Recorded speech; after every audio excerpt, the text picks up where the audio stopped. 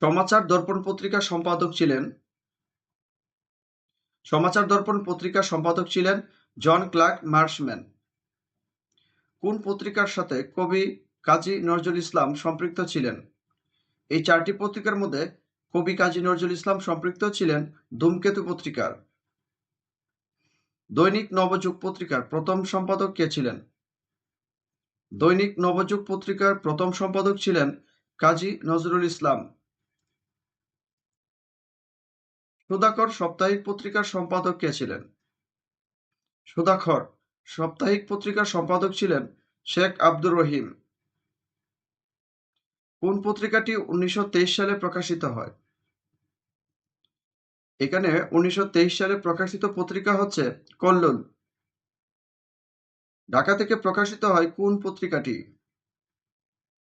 ঢাকা থেকে প্রকাশিত হয় ক্লান্তি এই পত্রিকাটি।